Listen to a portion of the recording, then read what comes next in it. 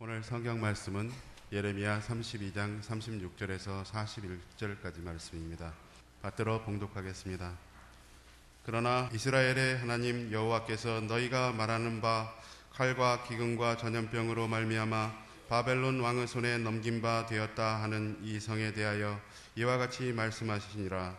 보라, 내가 노여움과 분함과 큰 분노로 그들을 쫓아 보냈었던 모든 지방에서 그들을 모아들여 이곳으로 돌아오게 하여 안전하게 살게 할 것이라.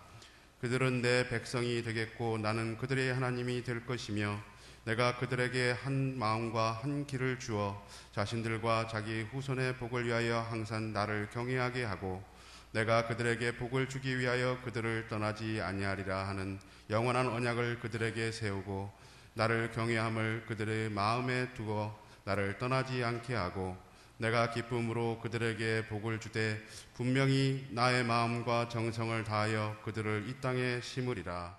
아멘. 이 시간에는 담임 목사님 나오셔서 풍성을 약속하시는 하나님이란 제목으로 말씀 전하실 때 많은 은혜 받으시기 바랍니다. 할렐루야. 우리 옆에 있는 분들하고 인사하겠습니다. 주님의 사랑으로 당신을 사랑합니다.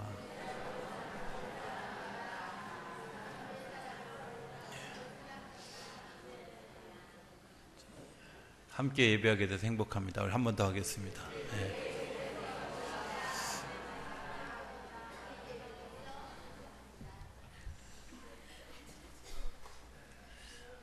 한 번 더 할까요? 새벽에 뵙시다. 안 하는 사람이 반이야. 이 주간에 에덴 동산이 어떻게 생겼을까? 에덴 동산을 하나님 만들기 전에는 어땠을까? 뭐 이런 거 묵상하는 시간을 가졌습니다. 그냥 에덴 동산이 만들어졌다 이렇게 생각했었는데 성경을 묵상하면서 에덴 동산이 하나님의 의도를 가지고 아주 황무지에 그리고 정말 몹쓸 땅에 하나님이 세우셨다라는 생각을 강하게 하게 됐습니다. 창조 이야기를 읽으면서 창세 이전, 창조 이전 그리고 창조 이후의 모습이 참 다르다 이런 생각을 하게 됐는데 그 에덴 동산을 만들어 주신 것이 하나님의 의도였고 우리를 복 주시려고 하는 그런 의도였다 하는 생각을 알게 됩니다.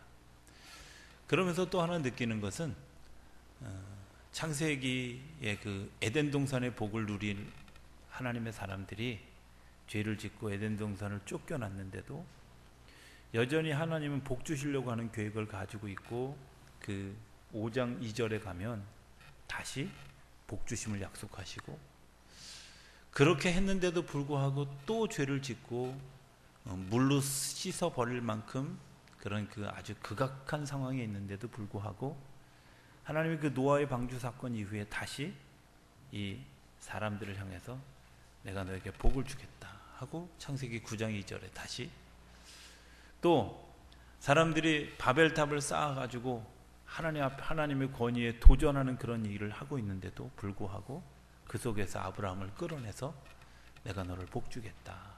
복의 근원이 되게 하겠다. 창세기 12장 2절에 말씀을 하는 것을 보게 됩니다. 이런 생각을 해봤습니다. 하나님이 복 주시려고 하는 의도가 그런 노력이 나의 거부하는 노력보다 더 크다. 이렇게 믿어지시면 아멘 하시기 바랍니다. 그렇죠?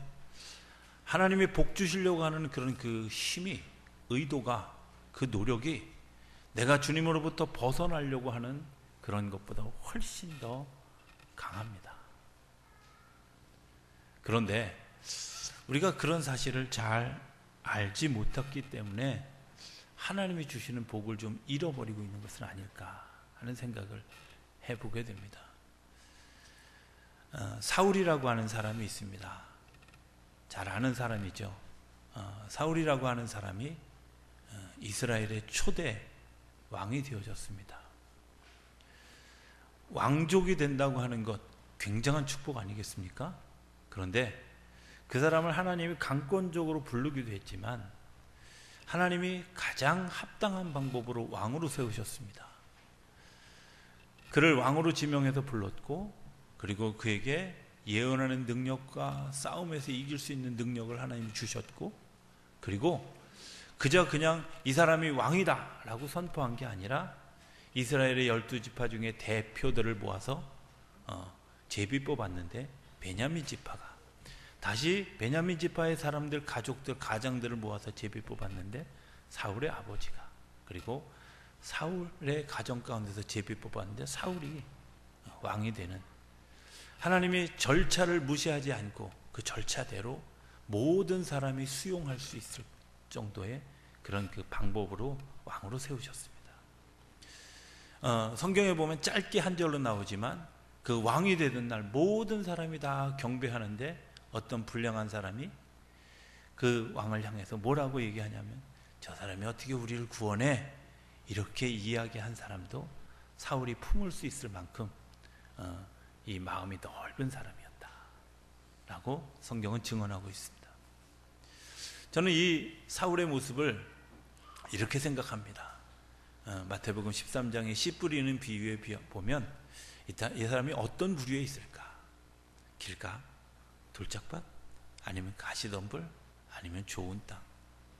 하나님이 그에게 좋은 땅, 100배, 60배, 30배 열매를 맺는 좋은 땅에 뿌려진 씨앗 같은 그런 그 은혜를 그에게 부어주셨습니다. 그렇죠? 베냐민 지파, 가장 작은 지파 중에 가장 작은 가정에 있는 사람을 끌어세워서 그를 왕으로 세우셨습니다. 얼마나 행복한 일인지. 전쟁에서 나가면 승리하는 그런 일들이 그의 삶 가운데 일어나게 되어졌고요. 그가 이 나라를 통치할 만한 그런 그 지도력이 있었습니다. 그리고 나라가 든든하게 서가는 그런 과정이 되어졌습니다. 왕정시대를 요구했던 이유가 뭐냐? 사사시대의 그 불안한 것들을 이 왕정시대를 통해서 뭔가 안정적으로 나라를 이끌었으면 좋겠다. 이게 이스라엘 백성들의 기대였는데, 그 기대를 이 사울이 잘 유지했습니다. 그런데 2년이 지나고 난 다음에 그의 삶이 조금씩 유혹에 흔들리기 시작합니다. 어느 날 전체적으로 다 예배를 드려야 하는, 제사를 드려야 되는 그런 시점이 왔습니다. 그런데 그날따라 사무엘이 예배에 늦게 되어졌습니다. 백성들이 다 모였고 제물도 다 있고 단지 제사장이 없을 뿐인데 이 예배가 지연되어집니다. 백성들이 이렇게 얘기합니다. 아유, 꼭 사무엘이 와야 되겠습니까? 어차피 앞쪽에 사자가 다 똑같은데, 사울이나 사무엘이나 종신데, 이렇게 얘기하진 않았겠지만 당신이 예배를 집례해도 되지 않겠습니까? 하고 백성들이 요동하기 시작했습니다. 그리고 그 백성들이 요동하는 것을 받아들여서 사울이 예배를 집례하고 제사를 드리게 되어졌습니다. 제사가 끝나고 난 다음에 사무엘이 왔습니다. 사무엘이 그 사건을 보면서 이렇게 질문합니다. 어떻게 하여서 당신이 예배를 드리게 되었느냐고. 그랬더니 이 사울이 이렇게 대답합니다. 사람들의 민심 때문에, 사람들이 흩어질까 봐 예배를 드리게 되어졌다고. 성경에 보면 하나님이 그 사건을 보면서 사울을 왕 삼은 것을 후회하셨다, 이렇게 표현하고 있습니다. 유혹 아닙니까? 제사는 하나님께 드려지는 건데, 사람들의 그 여러 가지 소용, 사람들의 이야기, 사람들의 어떤 그런 그 건의, 이런 것들에 못 이겨서 하나님께 드려질 제사를 사람을 기쁘게 하는 그런 제사로 드리게 되는 그런 유혹에 그의 삶이 한 단계 뒤로 물러서는 그런 걸음을 걷게 되어졌습니다. 가시덤불과 같은, 뭔가 잘하기는 잘하는데 더 이상 잘할 수 없는 유혹 가운데 서게 되어졌습니다. 그의 삶이 그 이후에 어떻게 변하는가 성경을 잘 보면, 전쟁에 나가서 승리는 하지만 사울의 능력으로 승리하는 것이 아니라 그 다음에 전쟁에서는 요나단의 용맹이, 그 다음에 전쟁에서는 다윗의 골리앗과의 싸움에서 이김으로 그가 앞세웠던 그런 그 놀라운 능력에 의한 것이 아니라 뭔가 주변 사람들의 도움으로 나라가 유지되어지는 그런 일들을 보게 됩니다. 그런데 한 번 더 넘어지는 결정적 사건이 생깁니다. 그것은 그럼에도 불구하고 전쟁의 승리를 계속 경험하면서 하나님이 그에게 하신 얘기가 있습니다. 내가 그곳에 가면 다 진멸하고 모든 것들을 다 태워버려라, 이렇게 얘기했는데 좋은 것들을 다 취했습니다. 또 한 번 유혹에 넘어가는 사울의 모습을 보게 됩니다. 제사를 드릴 때 그것을 간파한 사무엘이 물어봅니다. 저 짐승들의 울음소리가 무엇냐? 라고 질문했을 때 제사 드리기 위해서 가장 좋은 것을 가져왔습니다. 사람도 속이고 하나님도 속이고 자신도 속는 유혹에 빠지게 되어졌습니다. 그가 점점 더 하나님이 축복하신 삶의 자리에서 뒤로 물러서는 사울의 모습을 보게 됩니다. 이제 나라가 어지러워지고 상황이 복잡해지고 그리고 자기의 마음도 다스릴 수 없는 상황이 되어졌을 때 그에게 또 다른 뿌리가 흔들리는 위험이 찾아오게 됩니다. 그것은 자기 스스로 무당과 그 다음에 그 점치는 사람들을 다 없앴던 사울이 하나님을 바라볼 수 없게 되어지니까 술사들을 찾아가고 점쟁이들을 찾아가는 일들을 하게 됩니다. 그래서 무당을 찾아가고 무당에게 점을 치는 일들을 하게 됩니다. 뿌리를 내릴 수 없는 믿음의 모습이 되어졌고 그 뿌리를 내릴 수 없는 믿음의 모습이 되어진 것 때문에 그 삶 가운데 무려 20년 가까운 시간 동안 어떻게 하면 다윗을 죽일까 하는 저기의 마음을 품고 세상을 살아가게 됩니다. 길가와 같은 마음. 여러분들 그런 마음 아십니까? 내가 누군가를 죽이겠다고 하는 마음, 내가 누군가를 미워하는 마음, 이 마음으로 가득 차요. 어떤 사람이 자기의 부모의 원수를 갚기 위해서 칼을 갈았습니다. 내 이 원수를 만나면 내 죽이겠다 하고 칼을 열심히 30년을 칼을 갈았습니다. 드디어 원수를 만났습니다. 이 원수 내 칼을 받아라 하고 탁 칼을 딱 뽑았는데 하도 갈아서 손잡이만 남아 있습니다. 우스운 얘기입니까? 사실은 그게 오늘 우리의 모습입니다. 사실은 칼을 간 것이 아니라 내가 나를 갈아서 없게 한 겁니다. 저기의 마음을 품고 있는 마음, 길과 같은 마음, 아무것도 받아들일 수 없는 마음, 아무것도 수용할 수 없는 마음. 그래서 내 마음은 점점 더 힘들어지고 하나님의 복과는 거리가 먼 삶을 살아가게 된다고 하는 겁니다. 오늘 예레미야서의 본문도 그런 시점에서 시작합니다. 예레미야는 나라가 망해가는 때서부터 망할 때까지의 선지자였습니다. 이제 이스라엘 백성, 이스라엘의 나라의 존립이 완전히 위기에 가서 이제 더 이상 회복할 수 없는 그런 때가 왔습니다.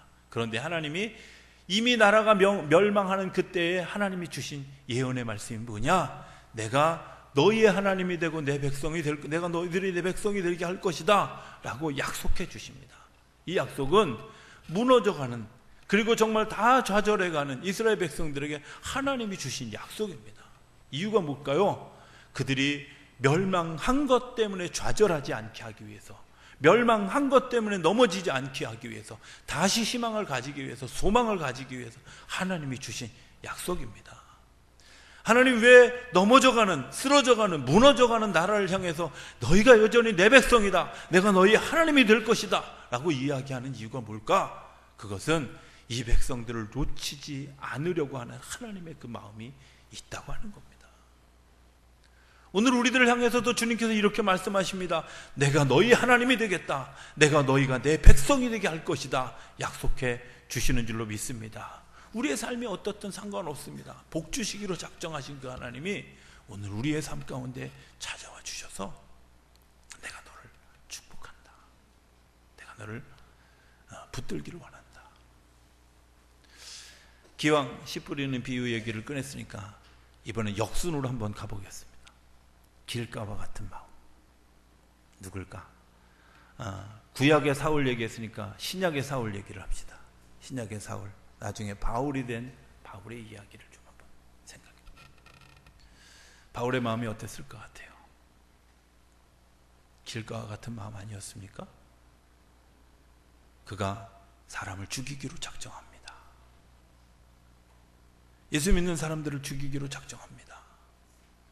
주변에 있는 사람들이 그를 만류합니다. 그렇게 해야 되겠습니까? 꼭 그렇게 해야 되겠습니까? 자기 눈앞에서 죽어가는 스데반의 모습을 보았습니다. 그리고 그 속에서 하늘의 영광을 보았음에도 불구하고 그의 마음속에는 그것을 받아들일 수 있는 마음의 여유가 없었습니다. 왜? 딱딱하게 굳어져서 어느 것도 수용할 수 없는 그런 마음의 상태가 되어졌던 겁니다. 그런데 제가 사도 바울을 묵상하면서 느끼는 것이 있습니다. 이런 거 아니겠습니까? 여러분들, 내가 고집이 센 걸 어떻게 알 수 있을까? 내 옆에 고집 센 사람들만 있어요. 내가 길가와 같은 마음을 가지고 있는 거 어떻게 알 수 있을까? 아이고, 내 옆에 말 안 통하는 사람들만 주변에 있어요. 내가 싸나운지 어떻게 알 수 있을까? 내 주변에 있는 사람들이 싸나우면 내가 싸나워. 왜? 하나님이 우리를 어떻게든 사랑하시는 하나님께서 우리의 삶을 돌려주시기를 원하는데, 내가 순하면 순한 대로 주변이 다 순할 수밖에 없습니다. 내가 순전하면 주변이 다 순전할 수밖에 없습니다. 그런데요, 내가 강하기 때문에 그 강한 나를 어떻게든 하나님의 자녀 되게 하기 위해서 주변을 그렇게, 주변에 그런 사람들만 세워요. 그리고 반드시 그 길가와 같은 마음을 바꿔주십니다. 저는 하필이면 사도 바울이 왜 다메섹으로 가는 길가에서 쓰러졌을까? 그거는 그가 길가에서 쓰러질 만큼 완악한 마음이 있었습니다.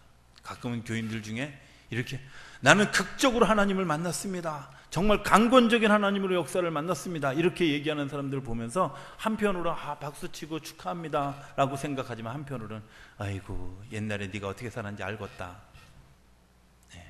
뭐 이렇게 이야기하는 저도 극적으로 하나님을 경험했습니다. 얼마나 독한 삶을 살았는지. 그렇죠? 하나님이 우리의 마음을 다스리기 위해서, 우리의 삶에 관여하기 위해서 그 길가와 같은 마음, 그것을 포기하지 않으시고 여전히 생명의 씨를 뿌리시기를 여전히 복주시기를 원하신다는 겁니다. 그래서 우리의 삶을 쫓아오면서, 우리의 삶에 다가오면서, 우리의 삶에 관여하면서 어느 순간 정말 하나님이 관여하시는 그 역사적인 순간에 우리 안에 들어오신다는 겁니다. 바울이 다메섹으로 가는 길에서 하나님을 만났습니다. 만났는데 거꾸러졌습니다. 눈이 어두워졌습니다. 자기 수족을 마음대로 할 수 없는 그런 상태에 이르렀습니다. 어떤 분이 이런 얘기하는 걸 들었습니다. 나는 은혜 받을 때 좀 그렇게 뒹굴고 그냥 이런 지저분한 모습으로 은혜 받지 않고 그냥 고상하게 은혜 받았으면 좋겠어. 이렇게 얘기하는 사람들은 대부분 굴릅니다. 왜냐하면 그분의 모습 속에 그런 완악함이 얼마나 보기에 흉했겠습니까? 그런데 정말 자기같이 고상한 사람, 다소 사람이고, 그리고 정말 놀라운 학문을 공부한 사람, 바리새인의 관리인 사람, 이 사람이 정말 땅바닥에서 굴르는 그런 그 처참한 일들을 경험하고 난 다음에 사도 바울의 모습이 어떻게 되어졌을까? 그가 그 은혜를 경험하고 난 다음에 내가 뿌리가 잘못 되어졌구나, 그리고 아라비아로 가서 3년 동안 내가 하나님과 깊은 대화를 나누고 그 돌짝밭을 가시덤불로 바꿉니다. 예루살렘에 올라갔는데 아무도 그를 알아주지 않고 상대해주지 않습니다. 실망하고 좌절할 만하지만 그가 예루살렘은 내가 일할 곳이 아닌 게벼, 그리고 다시 이방으로 눈을 돌리는 일을 경험합니다. 급작스럽게 삶이 움직여간 것 같지만 하나님이 그를 좋은 땅으로, 그리고 자기의 삶을 살아가면서 정말 의미 있는 일로, 생명이 있는 일로 그 삶을 바치는 일을 하게 합니다. 이유가 뭘까? 그가 그 일을 할 때 행복해하고 그 일을 할 때 마음에 기뻐지기 때문에 그렇습니다. 오늘 본문은 하나님의 풍성을 경험하며 사는 세 가지를 이야기하고 있습니다. 하나는 부모된 마음으로 자녀들의 복을 위해서 살아라 하는 얘기입니다. 하나님은 우리를 사랑하시는데 어떻게 사랑하시냐면 당신 자신을 위해서 사랑하시는 것이 아니라 우리들의 후손들이 복을 누리게 하기 위해서 하나님이 그렇게 행하신다는 거예요. 여러분들, 나를 위해서 사는 것은요, 얼마든지 때로 포기할 수도 있고 때로 내가 던져버릴 수 있습니다. 그런데 결혼해서 사셔서 알지만요, 자녀 때문에, 내 가족 때문에 내가 절제하는 것들이 있지 않습니까? 내가 내 자녀를 위해서 내 삶을 포기하고 손해보고, 그리고 내 자녀 때문에. 신방하면서도 제가 그런 얘기를 했습니다마는 우리 재작년에 유아 세례를 받은 두 부모들이 있습니다. 남자분 두 분이 세례를 받지 않았었어요. 그런데 유아 세례는 잘 아는 것처럼 엄마 아빠의 믿음으로 세례를 받는 거기 때문에 부모 중에 한 분이라도 세례를 받지 않으면 세례를 행할 수가 없습니다. 그래서 남자분에게 그렇게 권고했습니다. 당신이 세례를 받지 않으면 아이에게 세례를 줄 수 없다고. 그런데요, 두 분이 제가 세례를 받겠습니다. 세례 의미를 설명했는데 세례를 받겠습니다. 저는 정말 그 속에서 부모가 자녀를 사랑하는 것이 무엇이구나 하는 것을 알게 됐습니다. 내 자녀에게 좋은 길을 가기 위해서 내가 이제까지 가져왔던 신념, 내가 이제까지 가져왔던 생각, 그거 포기하고, 그래, 내 자녀를 복된 길로 가기 위해서 내가 나를 버릴 수 있고, 그것이 나중에 복된 일이긴 하지만 어쨌든 그 순간은 정말 힘든 결단을 하는 그런 경험들을 하게 되어졌습니다. 그렇습니다. 나를 위해서 사는 삶은 때로는 우리가 가시밭길로, 때로는 우리가 돌짝밭으로, 때로는 길가와 같은 마음을 가지게 되지만 내 자녀를 위해서 내가 삶을 살아야 되겠다 하는 마음 속에는 어떤 마음이, 나를 희생하려는 마음이, 또 내가 그 의미 가운데 순종하려고 하는 마음이 있지 않겠습니까? 주님께서 오늘 우리를 사랑하시되 어떤, 내가 너희 후손에게 복을 주겠다고 하는 마음, 이 후손이 복을 누리겠다고 하는 그런 마음을 가지고 우리 가운데 찾아오신다는 겁니다. 두 번째는 주님께서 내가 너와 함께 하시겠다 약속하십니다. 함께한다. 가끔 이렇게 얘기하는 분들이, 하나님이 함께 하시는 것이 보입니까? 안 보입니다. 그렇습니까? 이런 경험을 한 적이 있습니다.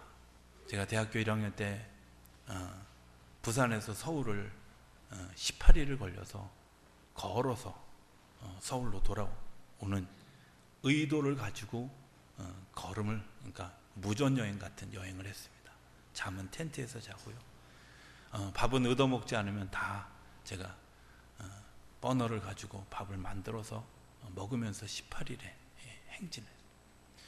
떠나기 전에 저희 아버님이 두 가지 주문을 저에게 했습니다. 하나는 가급적 1번 도로를 따라서 서울로 와라.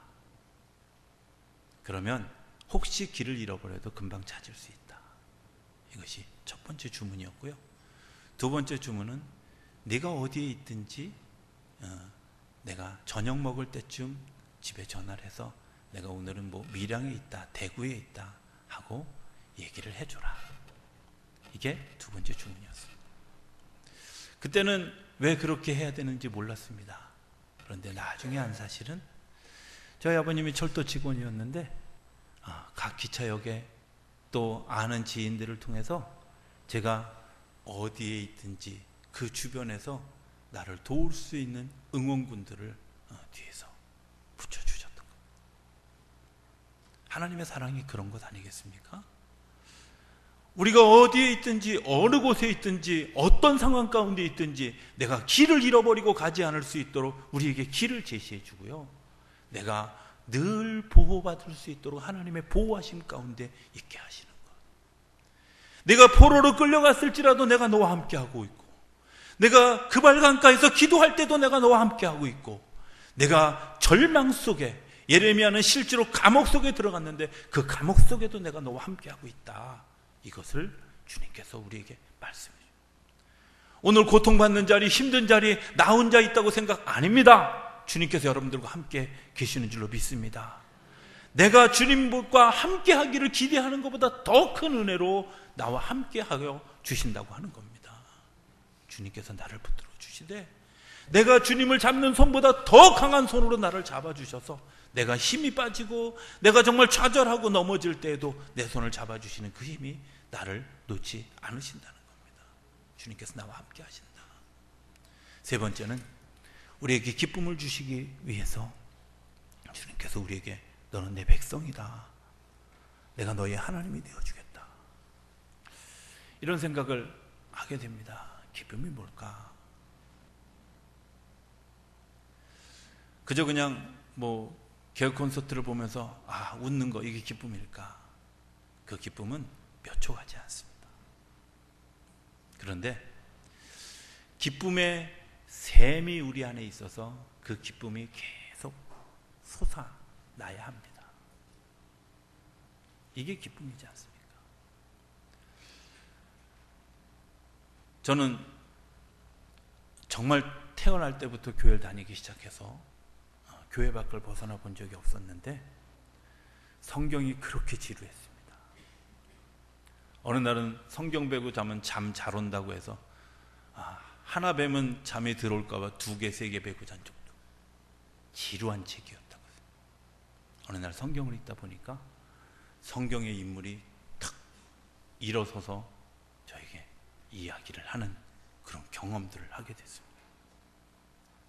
요셉이 뻘떡 일어나더니 저에게 이렇게, 야, 네가 구덩이에 빠져봤어? 구덩이에 빠졌을 때 그 경험을, 그 마음을 네가 알아? 아랍의 상인들에게 끌려서 어디로 갈지 모르는 그 땅으로 가고 있는 그 처참한 심정을 네가 알아? 이렇게 얘기하는데 막 정말 그것 때문에 막 가슴이 아픈 그런 경험들. 저는 성경에 나오는 인물들이, 특히 여자분들이 그렇게 이쁜 분들인지 몰랐어요. 어느 날 기생 라합이 탁 앞에 일어섰는데 왔다며 엄청 이쁘더라고요. 나는 골리앗이 그렇게 큰질 성경의 인물을 보고, 여러분들 그게 무슨 얘기냐면 성경을 글자로 읽었습니다. 그런데 그분이 탁 일어서서 나와 대화하고 그분의 마음을 나누고 삶을 나누는 일들이 일어나게 되어졌어요. 그러고 나서 보니까 하나님의 기쁨이 내 안에, 하나님이 나에게 기쁨을 부어주시는 그 은혜가 내가 느껴진 것 때문에 어떤 어려운 때에도 기쁨을 잃어버리지 않게 되고, 찬송을 부를 때 이 찬송을 작사했던 사람들의 마음, 그들의 고백, 이런 것들을 생각하지 않았는데도 그런 마음들이 느껴지고요. 어떤 찬송을 부르다 말고 그냥 막 하염없이 눈물이 흘러서 도대체 이 곡을 작사한 사람이 누구야? 그리고 의도적으로 찾아가서 보니까 그런 역사적 배경이 있더라고요. 여러분들, 그게 내 속에서 나를 잃어버리지 않는 영원한 기쁨을 만들어 가고 있지 않습니까? 예배 드리는 것 사실 훈련 안 되는 사람에게는 지루한 일입니다.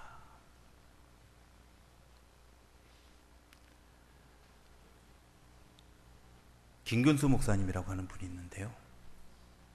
그분이 스마트폰으로 CCTV를 이렇게 다 조정할 수 있는 그런 그 웹을 깔았대요. 그래서 교회에 있는 이제 CCTV가 당신이 의도적으로 방향을 다 돌려서 어디를 보고 싶으면 다. 한 번은 중고등부 예배를 이렇게 보려고 사무실에, 목양실에 앉아서 이렇게 스마트폰을 보는데, 자기만 스마트폰 보는 줄 알았더니 중고등부 애들이 스마트폰을 보고 있더래, 설교 시간에.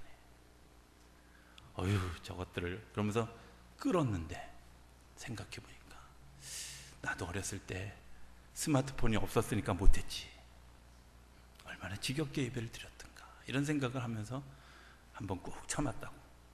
그죠? 여러분들 이런 생각 들지 않습니까? 지루합니다.